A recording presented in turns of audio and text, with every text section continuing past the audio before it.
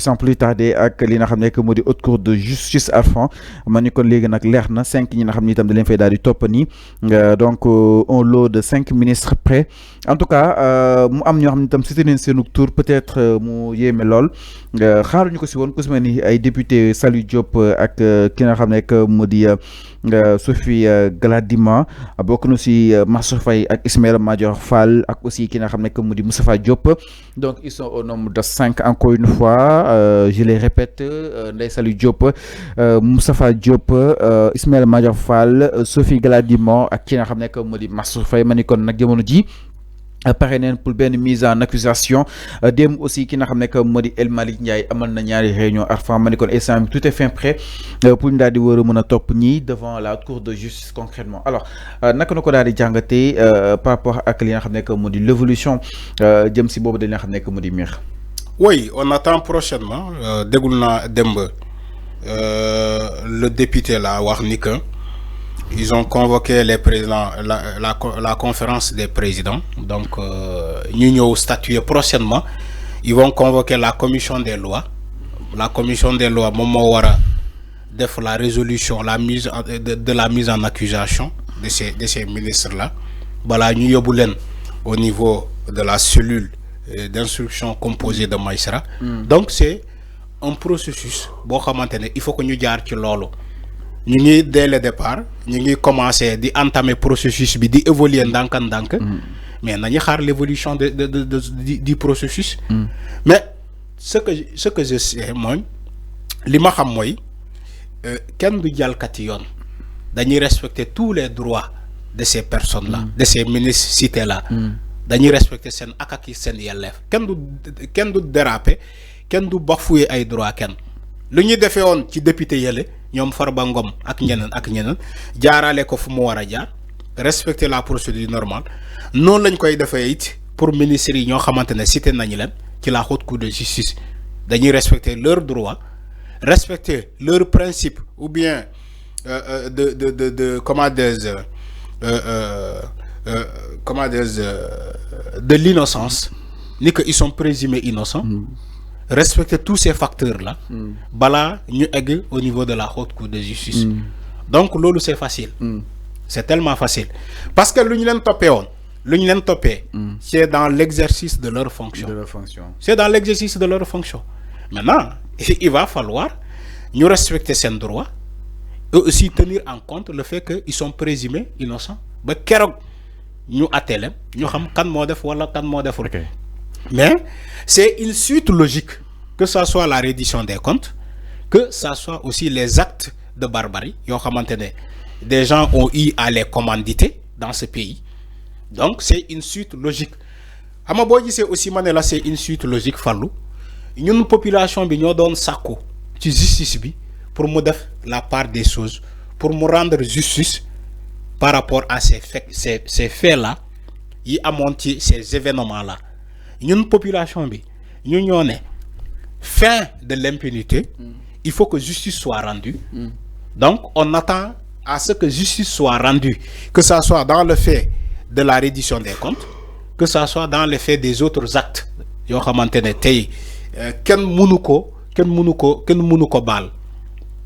comme nous bal, il faut que ces ministres-là soient traduits en justice, ainsi que ñom ak sen complice, ainsi que ñom ak sen association de malfaiteurs yoyu. Donc yoyu là, il faut que nous traduisons en justice. Man lo la gëm. Alors, il n'y a pas de parti pris. Si je veux alerter l'opinion, moi il n'y a pas de parti pris. Quand il s'agit d'une affaire de justice, ça reste une affaire de justice. Nous pouvons commenter qu'il est fait, mais aussi il faut que nous sachions justice moy doxal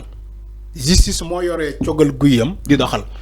on doit beaucoup de respect à cette justice là man je dois beaucoup de respect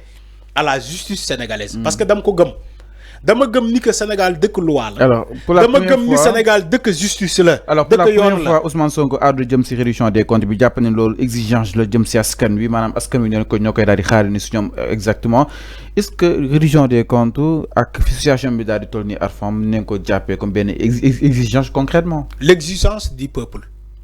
ak fi réew mi toll l'exigence du peuple écoutez bien ce que je dis c'est pas le parti PASTEF voilà le parti au pouvoir moom mooy exiger à ce que la justice mu def déedéet c'est le peuple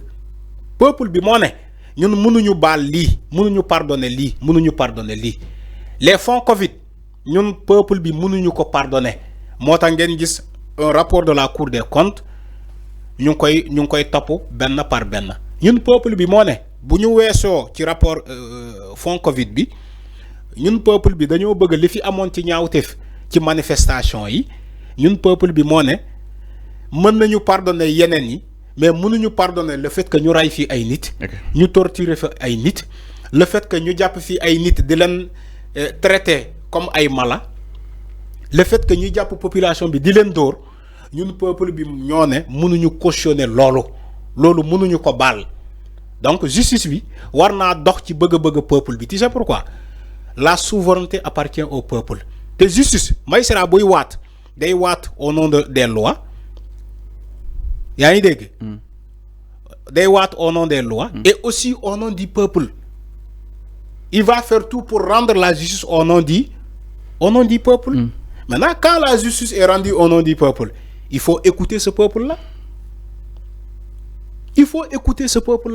man foofu lay waxee on fait pas la pression on met pas la pression au niveau de la justice mais on dit la justice doit écouter le peuple parce que la souveraineté c'est le peuple non toutes ces institutions là sont exercées pour le peuple et aussi en fonction du peuple. Donc il faut écouter ce peuple là keroog bi rapport bi génnee ci les fonds Covid tout le peuple a applaudi a dit dem leen à fond